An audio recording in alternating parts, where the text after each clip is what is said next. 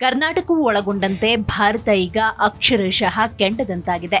ಜಗತ್ತಿನಲ್ಲೇ ಅತಿ ಹೆಚ್ಚು ಬಿಸಿಲು ಇರುವ 100 ನಗರಗಳ ಪೈಕಿ 95 ನಗರಗಳು ಭಾರತದಲ್ಲೇ ಇರುವುದು ಈಗ ಇಡೀ ದೇಶವನ್ನ ಬೆಚ್ಚಿ ಬೀಳಿಸಿದೆ. ಅಂದಹಾಗೆ ಈ 95ರಲ್ಲಿ ಕರ್ನಾಟಕದಲ್ಲೂ 3 ಹಾಟ್ಸ್ಪಾಟ್ಗಳಿವೆ. ಅಂಕಿಅಂಶಗಳ ಪ್ರಕಾರ ಏಪ್ರಿಲ್ ಅಂತ್ಯಕ್ಕೆ ಭಾರತ ಜಗತ್ತಿನ ಹಾಟ್ ಸೆಂಟರ್ ಆಗಿ ಬದಲಾಗಿದೆ. ವಿಶ್ವದ ಅತ್ಯಂತ ಬಿಸಿಯಾದ 100 ನಗರಗಳ ಪಟ್ಟಿಯಲ್ಲಿ ಕರ್ನಾಟಕದ 3 ಜಿಲ್ಲೆಗಳು ಸ್ಥಾನ ಪಡೆದುಕೊಂಡಿದೆ. ಇದು ರಾಜ್ಯದಲ್ಲಿ ತಾಪಮಾನ ಏರ್ತಿರೋದಕ್ಕೆ ಸಾಕ್ಷಿ. ರಾಯಚೂರು ಜಗತ್ತಿನಲ್ಲೇ 54ನೇ ಸ್ಥಾನವನ್ನು ಪಡೆದುಕೊಂಡಿದೆ. ಬಾಗಲಕೋಟೆ ಜಗತ್ತಿನಲ್ಲೇ 74ನೇ ಸ್ಥಾನ ಪಡೆದುಕೊಂಡಿದೆ. ಯಾದಗಿರಿ ಜಗತ್ತಿನಲ್ಲೇ 88ನೇ ಸ್ಥಾನ ಪಡೆದುಕೊಂಡಿದೆ. ಉತ್ತರ ಕರ್ನಾಟಕದ ಈ ಭಾಗಗಳಲ್ಲಿ ಸೂರ್ಯನ ಪ್ರತಾಪ ಅತಿಯಾಗಿದ್ದು ಜನ ಮನೆಯಿಂದ ಹೊರಬರಲು ಭಯ ಪಡುವಂತಾಗಿದೆ. ದೆಹಲಿಯಲ್ಲಿ ತಾಪಮಾನ 44 ಡಿಗ್ರಿ ಸೆಲ್ಸಿಯಸ್ಗೆ ಏರಿಕೆಯಾಗಿದೆ. ಬಿಸಿಲ ಅಲೆಯ ತೀವ್ರತೆ ಹೆಚ್ಚಾಗ್ತಿರುವ ಕಾರಣ ಹವಾಮಾನ ಇಲಾಖೆ ದೆಹಲಿಯಲ್ಲಿ ಆರೆಂಜ್ ಅಲರ್ಟ್ ಘೋಷಿಸಿದೆ. ಕೇವಲ ಬಿಸಿಲು ಮಾತ್ರವಲ್ಲದೆ ವಾಯು ಗುಣಮಟ್ಟ ಕಳಪೆ ಮಟ್ಟಕ್ಕೆ ಕುಸಿದಿರೋದು ಸಾರ್ವಜನಿಕರ ಆರೋಗ್ಯದ ಮೇಲೆ ಗಂಭೀರ ಪರಿಣಾಮ ಬೀರ್ತಾ ಇದೆ. ದೆಹಲಿ ಮಾತ್ರವಲ್ಲದೆ ಉತ್ತರ ಪ್ರದೇಶದ ಲಕ್ನೋ, ಮಹಾರಾಷ್ಟ್ರದ ನಾಗ್ಪುರ ಮತ್ತು ಅಕೋಲಾ, ಒಡಿಶಾದ ಭುವನೇಶ್ವರ ಹಾಗೂ ಮಧ್ಯಪ್ರದೇಶದ ಭೋಪಾಲ್ ಸೇರಿದ ಹಾಗೆ ಹಲವು ನಗರಗಳಲ್ಲಿ ತಾಪಮಾನ ಸಾಮಾನ್ಯಕ್ಕಿಂತ 4 ರಿಂದ 5 ಡಿಗ್ರಿ ಹೆಚ್ಚಾಗಿದೆ. ಡಜನ್ಗಟ್ಟಲೆ ನಗರಗಳಲ್ಲಿ ತಾಪಮಾನ 40ರ ಗಡಿ ದಾಟಿದೆ. ಇನ್ನೊಂದು ಪ್ರಮುಖ ವಿಚಾರವನ್ನು ನೋಡುವುದಾದ್ರೆ 2026ರ ಏಪ್ರಿಲ್ನ ಇತ್ತೀಚಿನ ಹವಾಮಾನ ವರದಿಗಳ ಪ್ರಕಾರ ವಿಶ್ವದ ಅತ್ಯಂತ ಬಿಸಿಯಾದ 100 ನಗರಗಳ ಪಟ್ಟಿಯಲ್ಲಿ ಭಾರತದ ನಗರಗಳು ಮುಂಚೂಣಿಯಲ್ಲಿವೆ. ಒಡಿಶಾ, ಉತ್ತರ ಪ್ರದೇಶ, ಮಧ್ಯಪ್ರದೇಶ, ಛತ್ತೀಸ್ಗಢ, ರಾಜಸ್ಥಾನ ನಗರಗಳು ತೀವ್ರ ಬಿಸಿಗಾಳಿಗೆ ಸಾಕ್ಷಿಯಾಗ್ತಾ ಇದೆ.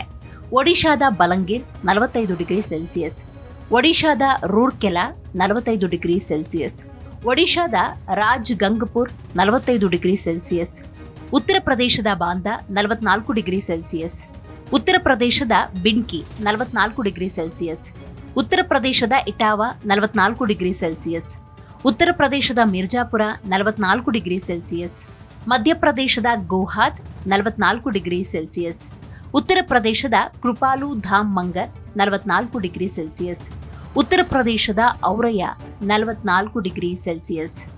ಹೌದು, ಎಲ್ಲಾ ನಗರಗಳಲ್ಲಿ ಬಿಸಿಲ ತಾಪಮಾನ 44 ಡಿಗ್ರಿ ಸೆಲ್ಸಿಯಸ್ನಿಂದ 45 ಡಿಗ್ರಿ ಸೆಲ್ಸಿಯಸ್ ತಲುಪಿದೆ.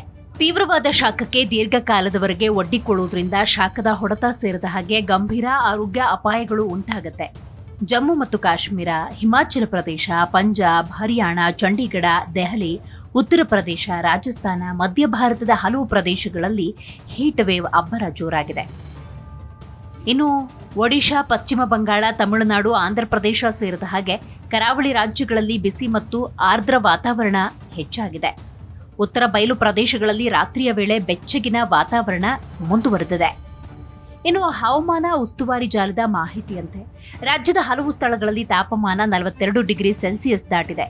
ಉತ್ತರ ಒಳನಾಡು, ದಕ್ಷಿಣ ಒಳನಾಡಿನ ಒಂದೆರಡು ಕಡೆಗಳಲ್ಲಿ ಗರಿಷ್ಠ ತಾಪಮಾನ ವಾಡಿಕೆಗಿಂತ 1.6 ಡಿಗ್ರಿ ಸೆಲ್ಸಿಯಸ್ನಿಂದ 3 ಸೆಲ್ಸಿಯಸ್ನಷ್ಟು ಹೆಚ್ಚಾಗಿರುವುದು ಕಂಡುಬಂದಿದೆ.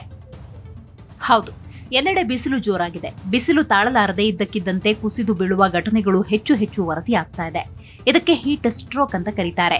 ಸುಡು ಬಿಸಿಲಿನಲ್ಲಿ ದೇಹದ ಉಷ್ಣತೆಯನ್ನ ನಿಯಂತ್ರಿಸುವ ವ್ಯವಸ್ಥೆ ಸಂಪೂರ್ಣವಾಗಿ ಕೆಲಸ ಮಾಡೋದನ್ನೇ ನಿಲ್ಲಿಸುವ ಅಪಾಯಕಾರಿ ಸ್ಥಿತಿ ಹೀಟ್ ಸ್ಟ್ರೋಕ್.